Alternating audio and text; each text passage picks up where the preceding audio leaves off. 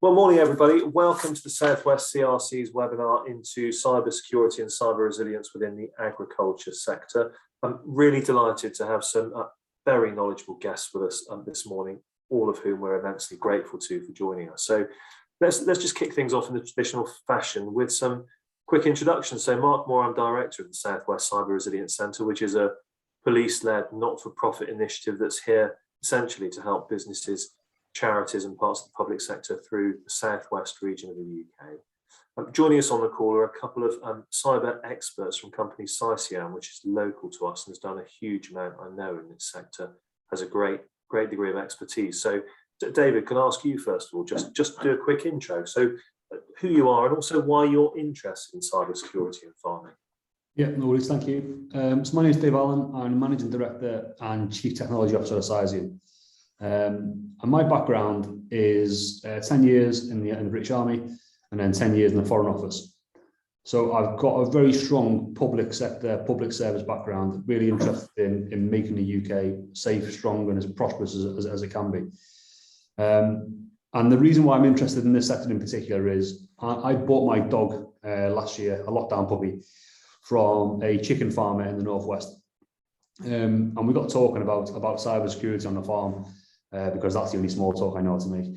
And what became apparent was if we were able to break into the CCTV system, which was quite easy when we looked at it properly, we could then pivot onto the environmental controls for all of his chickens and turn them up or down and essentially kill all of his chickens just by breaking into the CCTV system. And that to me was a big red flag for, you know, I don't know whether it's rights activists or whoever else. If somebody knew about that vulnerability and someone knew how to exploit it, somebody probably would because they could. And I also felt that the mitigation to that threat was relatively straightforward. You know, just separating the systems or putting some other controls in or doing some work with the password. So it made me think, well, actually, how many of the farmers, you know, the backbone of Britain, how many of these organisations are as vulnerable to these sorts of low-level attacks and low-level threats as possible? And then when I started thinking with my old government and military hat on, I thought, well, actually, the aggregated risk of all of these farmers being interconnected means that in a time of war or times of heightened tension, that the whole UK farming sector becomes a very attractive target. And then in the middle, with the rise of ransomware, there's also a very valuable target on some of the big farms for criminal gangs to be able to extort money out of them. So for me, it's about actually, it feels like farming's been left behind for cybersecurity, but the technology hasn't, and the technology is racing forward at a pace, but security hasn't been thought of at the start. So really, I want to get my teeth stuck into the sector and understand how we can help them to be more resilient and safer in a digital age. Yeah, thanks, David. So that's a really good scene setter, actually. It's the kind of things that people don't consider very often, I think, and we'll drill into some of those a bit later on in the call. Stacey, can I turn to you for a quick intro and tell us why you're interested in this topic too? Yeah, of course. Morning, Mark. Morning, everybody else on the call. My name's Stacey Lygate. I'm one of the principal consultants over at Cycian alongside Dave.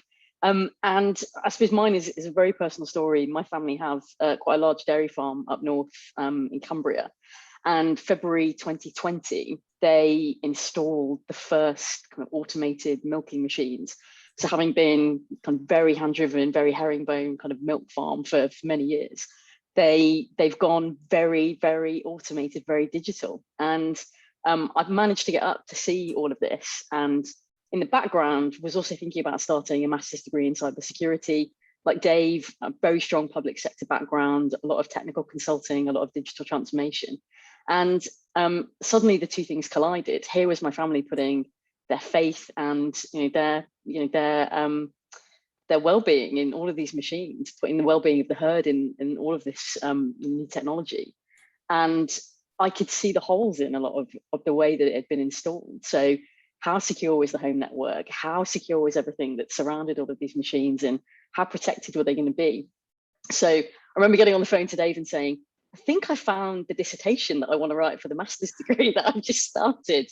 And it's gone from there, strength to strength. So we've started quite a few research projects within the company off the back of that one weekend visit, and off the back of that change that's happened up in the Lake District. So for me, it's not just about the whole of the UK farming industry. It's also about something a lot closer to home as well. So anything that we can do to kind of make the awareness better and make sure that people are really informed around little changes that they can make that will hopefully protect them going forward is really important to me, and it's important to us as a company too. Thank you, Stacey. Thanks. Ed, can I turn to you then for a quick intro and perhaps tell us why you're interested in cybersecurity too? Great, thank you, Mark. Good morning, everyone. So I'm Ed Humber. I'm one of the Devon NFU County Advisors. So I'm here on behalf of our 3,000 farming members across the county, and really, realistically, if we look wider, farmers across the region, Southwest, national, however it be, just to represent their view. We're finding that technology is flooding into agriculture, and it is in every part of our existence, and it's going to continue to go forward. As a result, we therefore need to make sure that our farming members are as aware as can be. It's not just about the inconvenience, it is about a business risk. And if we can help support them, and through this conversation today, raise some awareness and get them to think about it, then potentially we can stop a fire before it happens.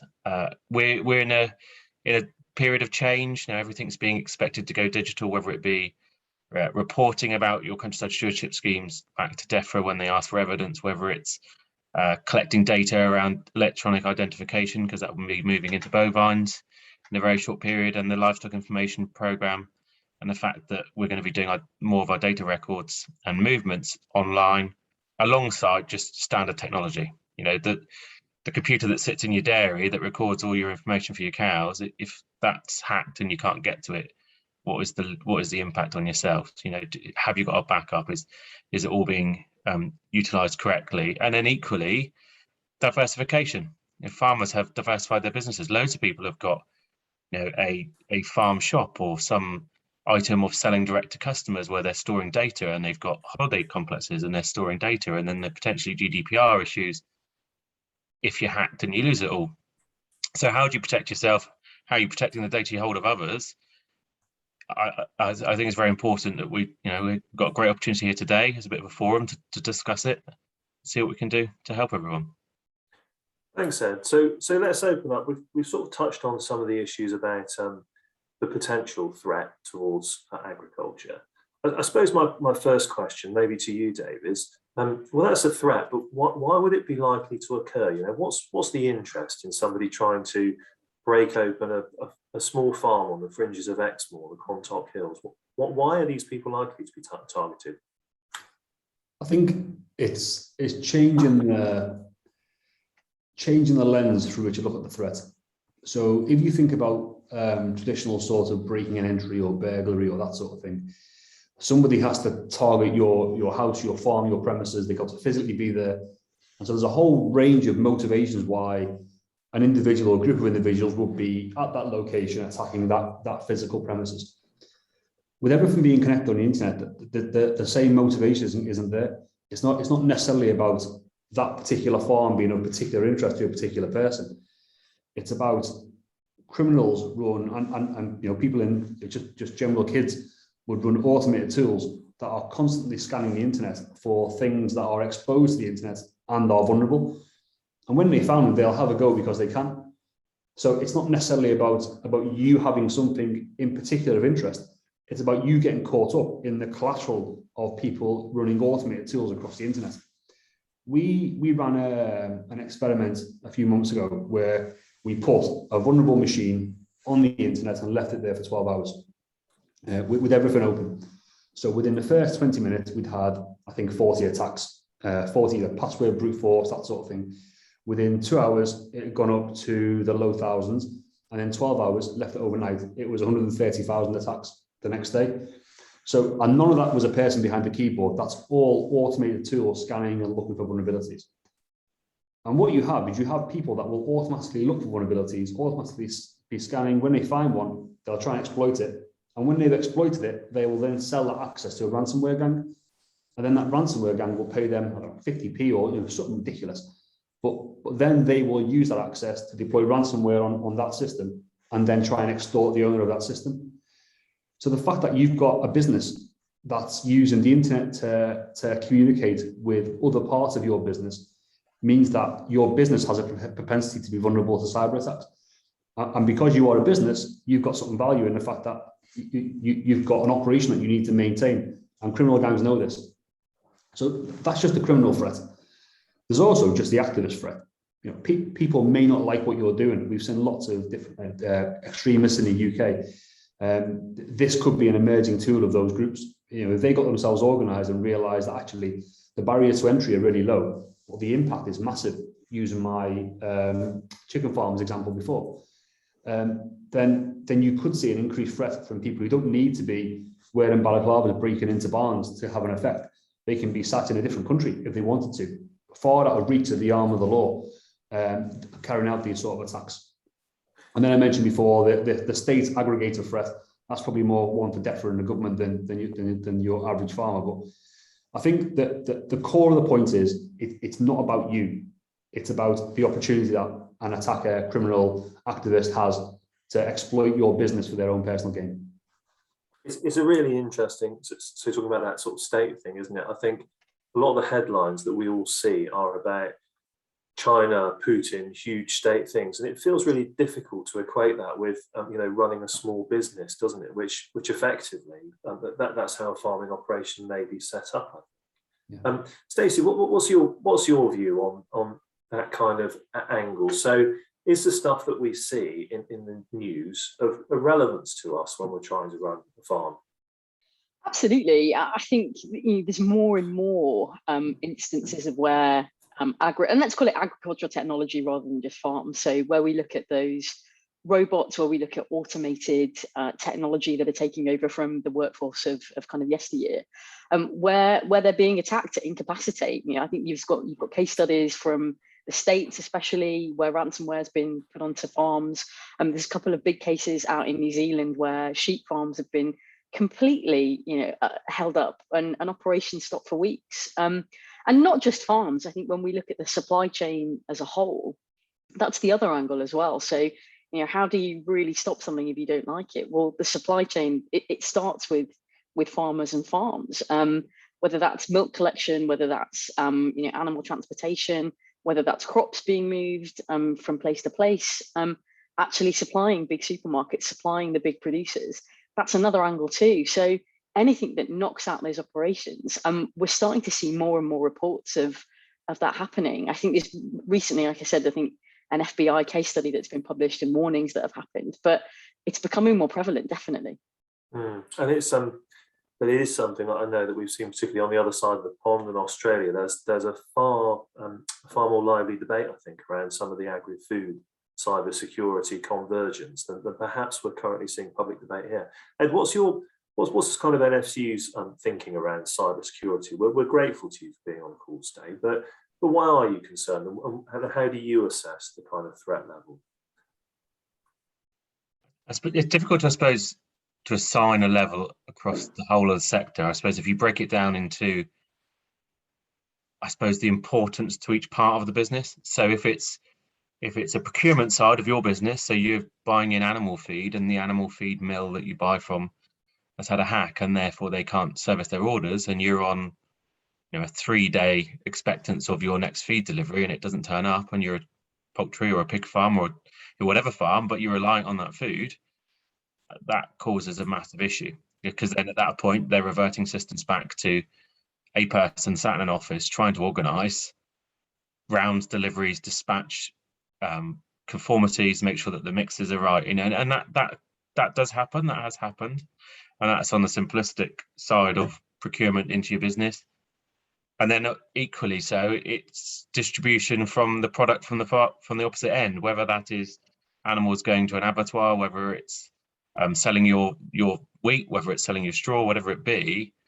If for some reason your business is locked down and you're unable to make those transactions, or especially get animals or anything out of the door at the right time, then that has a massive knock-on impact. From a technology basis around equipment, even some of the more simpler systems now have got an ability to be controlled from afar, whether that's you pay a monitoring system, whether it's a independent service offered by the manufacturer that are looking at how the engine's running, whether or not the bearings are keeping up, and anything that even provides a parts list to say, it's going to need this part in 6 months' time, does potentially also have the opportunity that it can be shut down. And that's where you got to look at from a ransomware. If your nice expensive piece of kit in the yard is sat there for a period of time that can't be used, what's the impact on you? And I'm not suggesting that the companies that provide it aren't covering all the bases. They are, but people also get smarter, and it only takes a small point in which time perhaps delays and something happens. So that's our concern. But also equally, as I sort of said earlier, it's businesses. It's not just a farm. Businesses are so much wider than that. And you give yourself true credit and sit down and make a risk register and look at what technology or what data you have stored that is important to your business. I think it'd be quite alarming how much people do utilize, even if they say it's simple and they're just a standard livestock farm that perhaps doesn't utilize much robotics or automation. It'd be amazing how much data you would have captured somewhere that you need to get to and you want to be protected from. Yeah, we find that very often, that people don't seem to appreciate how reliant they are until suddenly the screens go blank, and then they realise, and it's just that little bit too late. So if we sort of started out by setting out some of the extent of the threat, which is probably quite interesting, some areas that people might not have thought of before. I suppose the next natural question is, well, what can I do about that? Is it about hoping that one of the big manufacturers sorts things out? Am I waiting for the government, or are there actually simple things that I can do today? Stacey, I can see you smiling, Riley. I'll let you jump in first on that. Well, what can I do now to make things better within my own business? So I'm laughing because I think I wrote in something recently. You don't have to be Mr. Robot or be an absolute hacker to have an effect on how secure you are. I think recently there's been some really good guidance published by the NCSC, the Cyber Centre, specifically aimed at the agricultural sector. So that was, I think, the first time that they've published that, beginning of this year. It's implementing the basics well. And I remember having a conversation with Dave many years ago where he calls it, don't be the slowest buffalo in the herd. Just make sure that you're ahead of that lowest common denominator. So keeping your personal devices up to date, making sure that you're applying different or the most up-to-date software patches and things like that, making sure that you're using really strong passwords on things, and making sure that if you've got employees, that they understand the importance of data, they understand the importance of good cyber security, keeping backups, really being able to spot those dodgy phishing emails. Was it really that person that sent it to you? Checking the email address that it comes from. There's some really good things that you can do, and I think just being aware that there's lots of different ways that technology can be manipulated, and criminals and other threat actors can get the better of you. It's not just about computers. Phones are vulnerable as well. Text messages can be vulnerable. So there's a lot of guidance out there. So make sure that you're having a look. And I know the Cyber Resilience Centre have done quite a good overview of what you can do. So make sure you're checking Cyber Resilience Centre. And I think you've got some really good links as well. But there's lots of stuff on the internet out there that can help you.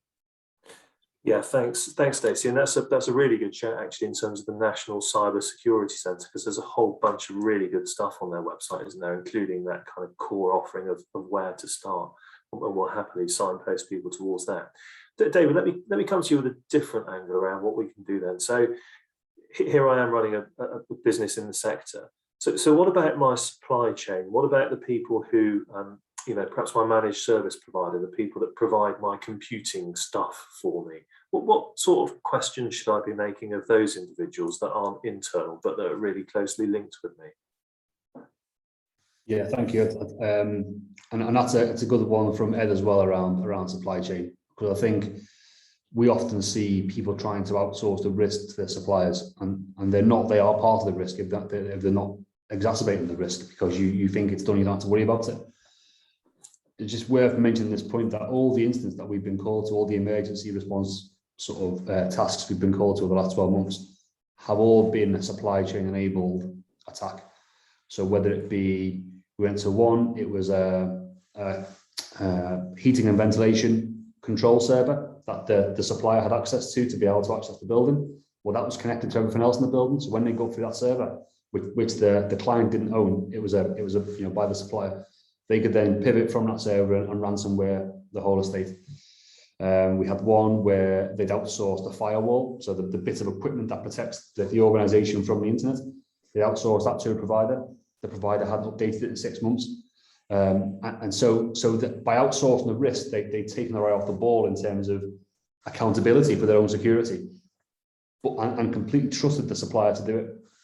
So I think there are some basic things that you can do around supplier due diligence.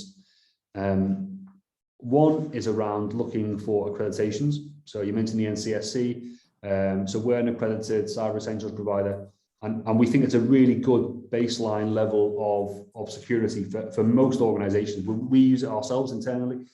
It doesn't get you to sort of Barclays Bank level of international sort of security, but it's a good framework that anyone can follow. It's a good way to ask a cyber security provider or IT provider if you've got the things on that list. And then it gives you a badge that you can show and display that shows that you've got a level of competence in cybersecurity. And in government contracts now, if you want to apply to any government framework, you've got to have Cyber Essentials to be able to apply for that framework. So I don't think we can do it immediately, but it might be something the NFU want to start to think about in terms of coordinating that what is that standard that farming needs to be able to assure the supply chain. And that might be Cyber Essentials, it might be something else. The other thing as well is around just basic questionnaires. So if you're entering into a contract with a supplier, you're absolutely entitled to give them a questionnaire around their security. And if you can't scrutinize it, get professional help to help interrogate the answers from that supplier and be able to find a way to establish their level of credibility in terms of providing you with a secure service. And also you can ask for things like their recent penetration test report. So a penetration test is where a company like ours will try and break into an organization, and we'll normally issue quite a comprehensive report that shows all the vulnerabilities we found, how we exploited them, and what they can do to fix them. So asking for that sort of information from a supplier before you sign on a dotted line for a 12-month contract to supply securities or to supply technology services are all within your gift as the consumer of those services. Thanks, David. Ed, let me turn to you. Is there anything that's happening at the moment to try and help people at a more strategic level? So some of those simple things that they can do in terms of their own protection and checking out the people they work with. But what about the influence on the wider industry? So if I'm providing that piece of plant that's being sold to 1,000 farmers across the region over the next year, is there work that's being done with those suppliers at government level or through groups like your own, or is that still a bit of a gap for us all? I'll be totally honest, a gap for me to know exactly what's going on there. I know from a national perspective, so we launched our own cybercrime update for members, and it's a document they can download that gives them tips and hints and points that runs in line with the National Cybersecurity Centre. And that was launched in April because we wanted to raise that concern. This is my view. I'm not suggesting this is a National Farmers Union national view. The providers generally have their backs covered. When I see issues, it generally comes down to how it's actually then put onto that farm. So it goes through someone's private system somewhere, and that generally where we would generally see that we'd hear through the grapevine, the breakdown is there. It's my personal computer that was hacked, or my mobile device, whichever operating system you're running it from, is where we've seen it. There are calls nationally to try and make equipment safer. I mean, we have companies that provide additional security, whether that's on machinery or individual handheld devices or electronic identification devices. But equally, we could have stronger systems potentially from the outset and not rely on an independent to bolster on. So I suppose the level of basic protection provided could be increased from the manufacturer from the outset in some areas. I mean, we still have a situation where some vehicles, yes, they come with a mobilizer and a key, but it's not really the hardest system to get into, and therefore I suppose the threat then is, if you put a new system on it, is it then electronically backed up somewhere through technology to allow it to be remotely activated or deactivated? And then do we find ourselves back in a cyber issue? Nationally, for members, if they go onto NFU online, there is a whole portfolio there. If they search cyber security, it will come up there with the hints and tips guide.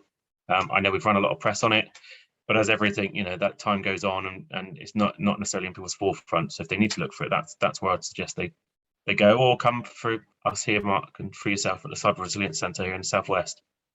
Do it, but that's hopefully that's covered what you're asking.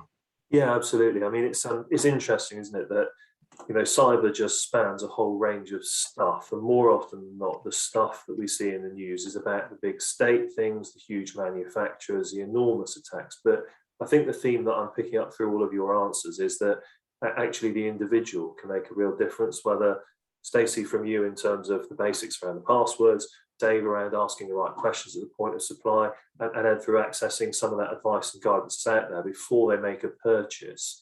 Just doing those real simple bits makes quite a difference. Stacey, I might ask you, if I may, just for a moment, just touch on cyber essentials, because Dave lost it, but I'm really interested, and I think that's probably relevant for people on the call. So what is cyber essentials, and what does it give them? So cyber essentials is, essentially a standard that's been kind of mandated by the government that brings everybody up to a level of cybersecurity where you as individuals and businesses are protected. And it's a really, really great way of saying across lots of different disciplines in cybersecurity. And I think that's one thing to point out. It's not just about one bit. There's lots of different kind of arms and legs to cybersecurity. Cyber Essentials lays that out in a really easy to understand way. And normally it is about doing a quick audit on the types of things that we would see, the type of kind of areas, looking at what gaps that you've got, and then saying, how can you come up to that standard that's needed to pass Cyber Essentials? So it's about looking at what have you got today, what do you need to change, and then how do we implement, or how do you implement changes that will bring you up to that national standard that's accepted? Thank you. It's a really helpful overview. So if we've spoken about kind of why farming, we've spoken about some of the simple things that the sector could do to protect itself. I suppose then the interesting next question is, why wouldn't they? Ed, I might turn to you first on this. I think, what do you think engagement is like in the farming community? And I suppose, what are the things that scare them off? I mean, cost is forefront in my mind. I'd be worried about the expense of all this. But what in your experience might stop people from engaging with this agenda? It's hard. I suppose, Mark, it's hard for me to make an assessment of how many have or do, to what degree. I think if I was to cast a net across, it is the relevance of, will it happen to me? I suppose, have you made a risk register? Do you feel that you could potentially be at risk?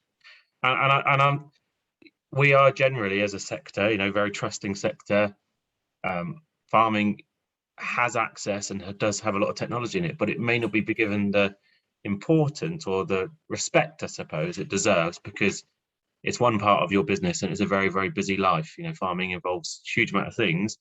Technology for some is a frustration that they have to use. It's not necessarily a desire. They don't want it. They just have to utilize it, and therefore it does not fit at the forefront of everything that they choose to do. Whereas I suppose on a different scale in other aspects of life, people would build their business around the technology, and that would be that would be their most important part. Whereas farmers, generally, it's the day-to-day, it's the farming that comes first, and therefore quick access, in and out. And a lot of these guys and girls out there doing it they've inherited this. It's kind of, they've fallen into having to have technology rather than necessarily being trained. I mean, the level of training that you would get 20 years ago at a college would, just as day-to-day living and going through secondary education, etc., and for a degree, etc., would be completely different to what you get now. So the level of understanding changes, and automatically we move in such a fast frame that technology is moving really fast. people get new equipment all the time, new iPads, new computers, new phones, handheld devices. A mobile phone was just simply a mobile phone 15 years ago. And now nearly everyone has a smartphone, and they expect to be able to utilize it, and they rely on the apps, and it connects in through their technology. So life has changed, but you've done it automatically without thinking about it and thinking about the consequences. And I think that's where I said about a risk register, is actually sitting down and writing a list of going, correct, how much do I back it up? Do I have the knowledge to know what to do? Am I currently doing something that is actually secure enough to actually make it worthwhile doing, or have I just been making a hash of trying to protect myself? And therefore, taking advice from appropriate services is key. I mean, it's money spent, admittedly, I get that, but I suppose you need to also make an assessment of what's the cost to your business if you can't utilize it, isn't it? It's where is the impact to you, and that's that part of your risk register. Yeah, it's a really interesting reflection, actually, the extent to which the business was there and the tech was parachuted on top, and increasingly so over recent years. I think you're right. That's probably a really big reason for the risk, isn't it? Dave, let me sort of play devil's advocate with you then. So it's going to cost me too much, it's going to take too long, and it's probably not going to happen. Convince me. I think there's ways you can get around a cost issue, and I think, as Ed mentioned, a lot of the problems will be similar across lots of similar sized farms. So if those guys pooled their resource together, found someone to talk to, that they could share the cost across 10 farms, the advice will probably be the same around how you implement strong passwords and multi-factor authentication, like Stacey mentioned before, where you put your backups. If you put them in the cloud and you lose your data, you need to understand how long that's going to take to download that data from those backups within the cloud. If you've got them in a safe, it's much quicker. So understanding some of those little things, go through the Cyber Essentials framework, that can be done to 10 farms as easily as it can be done to one farm. So there's economies of scale, I think, in forming collective groups that have got a similar set of circumstances and they can share the same experience. The complexity is going to be an increasing problem. So we've seen this in manufacturing, we've seen this in oil and gas, we've seen this in all these sort of sectors where they had heavily dependent automated systems that were isolated from everything else. And to get the efficiencies and economies of scale for business owners, they've started to connect that power station over there with that power station over there and that power station over there with a central IT function that manages them all. Well, this becomes the force multiplier for an attacker. In the same way as a managed service provider can be a force multiplier for an attacker to get after their customers. And I think a lot of the farms will probably go the same way. Maybe not the smaller ones, but there's definitely a hierarchy of farms where the mid-tier ones that maybe don't quite have the resources to pay for the things that the big boys do, but are more exposed than maybe some of the smaller farmers. They're trying to get economies of efficiency so they can sort of break into the next level. And I think that's the risk. So it may not be necessarily one they're going to face today or tomorrow, but over the next few years, we're definitely going to see more automation. We're definitely going to see more complexity. We're definitely going to see more outsourcing of those services. And when you outsource something, I think there needs to be a bit of education around where your data now sits. If company X is selling you a service and you're sat on an iPad managing your farm from 10 miles away, but that data probably isn't going from your iPad to that farm. That data is probably going from that iPad to that service provider's data center, which might be in Ukraine, which might be in Romania, which might be in wherever else, then going to your farm back again. So I don't necessarily think people need to worry about that or be too concerned, but people just need to be aware of how that system is set up before they buy products. And again, you can use, if you've got all other farmers of a similar size or similar types of business, you can pull together and use a company like us or go to the Cyber Resilience Centre and ask them the questions, or even go to Cyber Resilience questions and say, the Cyber Resilience Centre, what questions should I be asking? I think, as Stacey said, there's tons of resources out there. NCSC is fantastic. The Cyber Resilience Centres, the public-private partnership that you guys are enabling between private sector organisations, yourselves, and private sector organisations like ourselves is fantastic. The NCSC are doing a really good job. Loads and loads of literature online, whether it's for farming, supply chain management, the 10 steps, Cyber Essentials, there's loads out there. It's just trying to work with organisations that have got reach into all those farms, like Ed and the NFU, to try and help raise awareness to a level where farmers become much more competent at getting their own access to the right data, to ask the right questions, to get the right answers, to make their farmers safer, stronger and more prosperous. Yeah, thanks, David. Some really good stuff in there. Stacey, I'm going to put you on the spot for a moment. Oh, no. I've got a quarter of an hour and no money. What is there something that I can do just to be a little bit safer at the end of that 15 minutes than I was at the start? 15 minutes. I mean, have you got access to the internet? Can you, are you allowed? Go on. Okay. So I would say go to the NCSC pages, check out the advice that they're giving to the agricultural sector, small farms and farmers. Check out the advice that is being given by the NFU and follow the steps. I'm sure we've also put together, I think, a quick couple of pages that we've sent to you. We'll probably get that out of here. It's got some really good links on what you can do. It gives you the details of multi-factor authentication you can download, gives you the steps to change the passwords on your home router to make sure that your home internet is safer, gives you some really top tips around how you can change your passwords to make sure that's okay. And also just think about day to day, what's coming into your email inbox, what's coming into your phone inbox, what can you look for that's a really good sign, really good sign, indicator of crime or some kind of dodgy activity. 15 minutes, top tips that are provided by NCSC, NFU, and the paper that we've written from Cesium to the Cyber Resilience Centre. It may save you thousands of pounds in the future. Definitely 15 minutes well spent. Awesome. I knew you'd come through. Right, well, that's warmed us up nicely then, because we've got just under 10 minutes left on the call, and I've got a bunch of questions. I'm keeping an eye on the margins too on this call.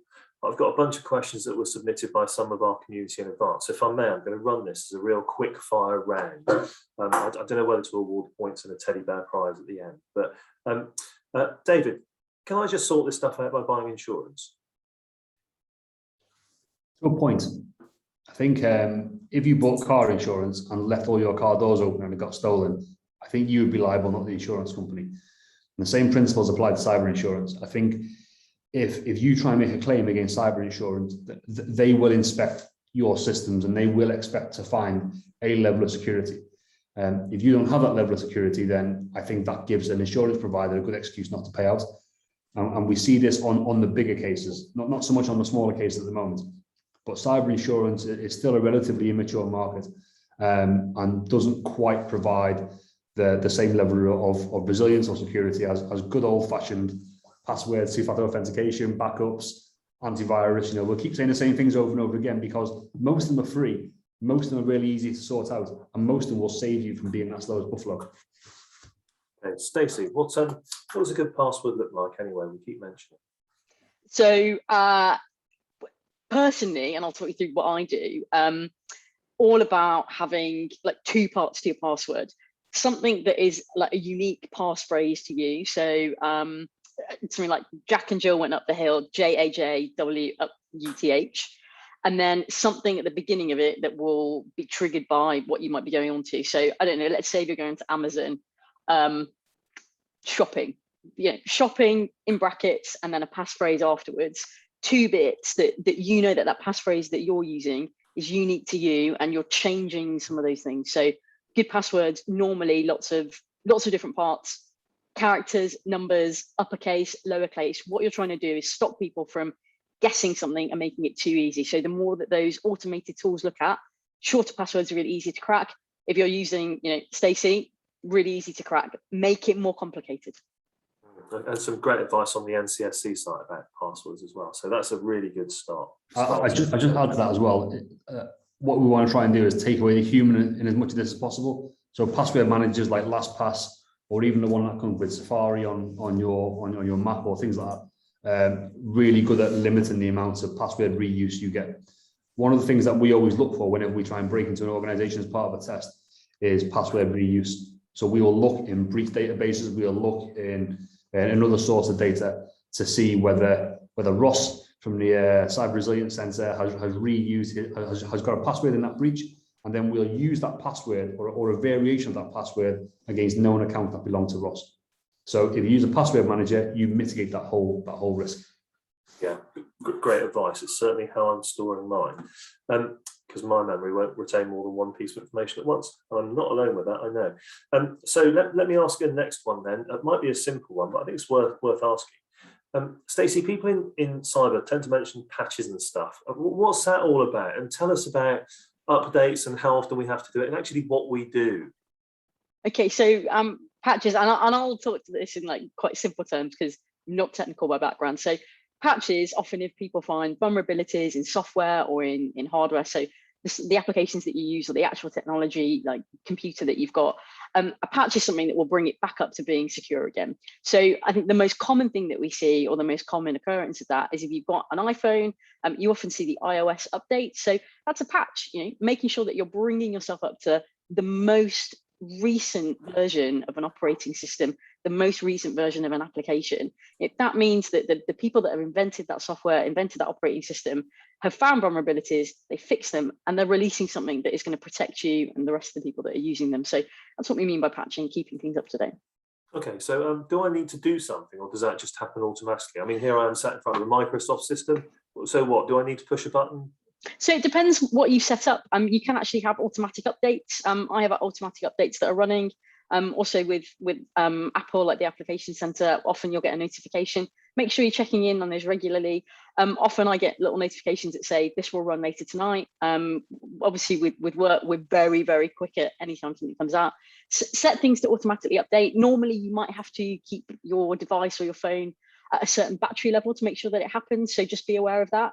But automatically setting updates to run is probably the safest thing to do.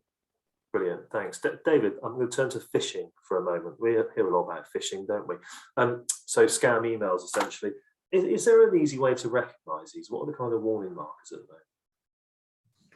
moment? I don't know. They're getting more and more sophisticated. I think it's always a good idea to check the email address. So if the email address comes from, I'm going to pick on Ross Brown's again because I can see his name. If the email comes from Ross Brown and something about it doesn't look right, the language, it's not addressed to you personally, is always a good indication that it's not a legitimate email. The attachment has got a weird file extension that it's not a .PowerPoint, it's a something else. When you try and open it, it asks you to enable macros. That's another good indication. Anyone that's got any email that's got a sense of urgency about it, that's trying to get you to perform an activity or an action or visit somewhere quickly that you weren't expecting, it's probably it's probably a false email. So there's a story about someone who spoke to us about they'd had an email about an invoice they were owed from a tile shop or something like that in Vietnam, and the guy said, I've got this invoice from tiles in Vietnam, what's to do? And we said, well, have you bought tiles from Vietnam? He said no. I said, well, ignore it. I think it's just a level of common sense that you can apply to a lot of this sort of stuff.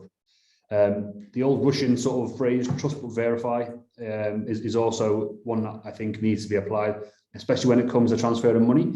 So if you've got an invoice to pay to one of your suppliers or one of your customers asking you to change bank details, always make a phone call or some other check and balance on the transaction before you click on that button to change any bank details. But by and large, phishing emails are getting more and more complicated to spot. Things like Mimecast, email filtering systems on Microsoft and things like that are all really straightforward, relatively inexpensive things to install, and will get rid of the majority of stuff you see. That's brilliant. Here ends the quickfire round and almost the call.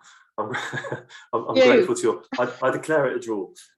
Let me just kind of end with just going around the table and asking, so what we can each do to help people who might be on the call or listening to us as part of the podcast. So, Stacey, David, I don't know which one of you wants to jump in first, but talk to us about CyCian very briefly. So, what can you do to help people who might want to take this further?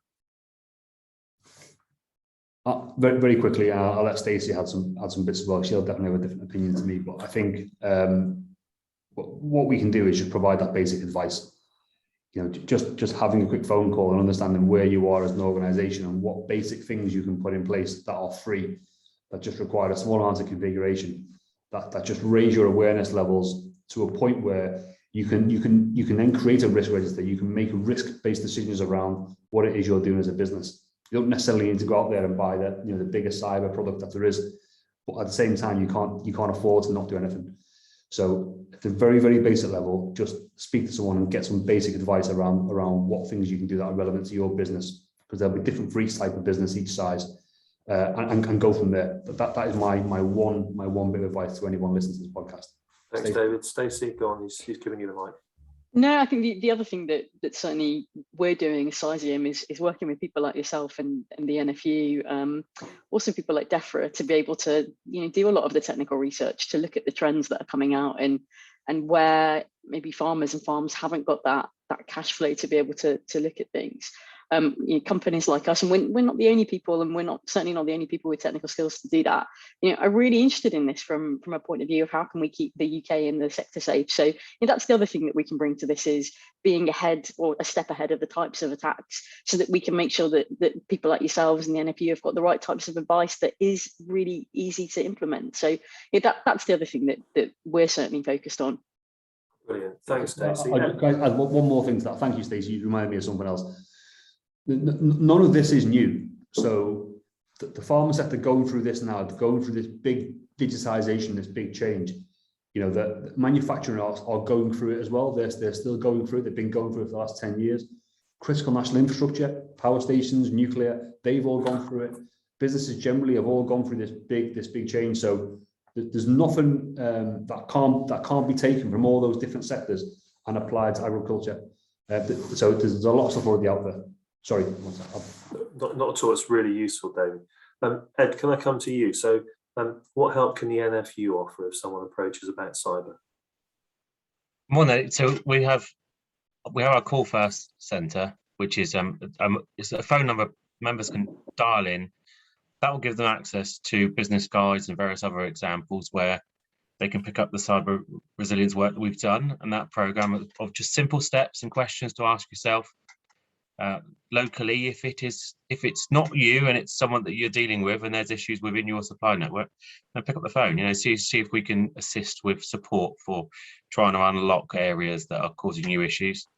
Signposting, inevitably we'd signpost people to the Cyber Resilience Centre, and really if not, we can potentially try and put on meetings or events for members if they're looking for training. If they want just basic information, we can help try and start that and instigate a change. So talk to us, tell us what you want, what you need, and we'll happily do what we can do to try and assist.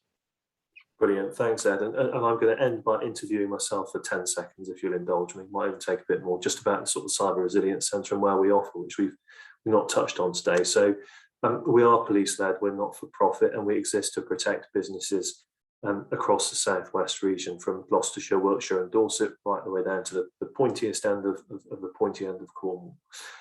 We will give people a free core membership of our centre, which includes a bunch of common sense advice and signposting towards a lot of the simple stuff that we've spoken about today, simple free bits that you can do for yourself, and we'll contact you and talk you through that so you've got a bit of guidance.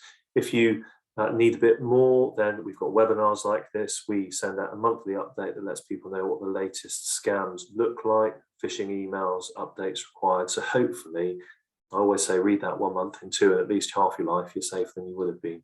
And beyond that, if you need services, then clearly we've got links in some of the great people that we've got on the call today and beyond who can really help your business. So we can do that, and we can also get local students in to have a look at, whether it's a website for your farm shop or actually some of your internal systems and continuity plans. We can do that in a really affordable way. So there's a big offer here, and it's not a sales pitch, it's a not-for-profit. We want to protect you. And I would say, in kind of concluding and saying how grateful I am to all of you for giving up your time today, that we've really found that within the cyber industry, that since as a CRC and serving officers we've stepped into this space, we've found how altruistic and helpful those in the industry are, very genuine with their motives. So I know there's a lot that can be done. I hope the information that we've all shared today has been useful to a few of those listening to the call. And I'll just conclude by saying a massive thank you. And we'll probably end the recording there, I think. Thanks, folks. Thanks, Mark. Thank you. Cheers, guys. Cheers, thank you.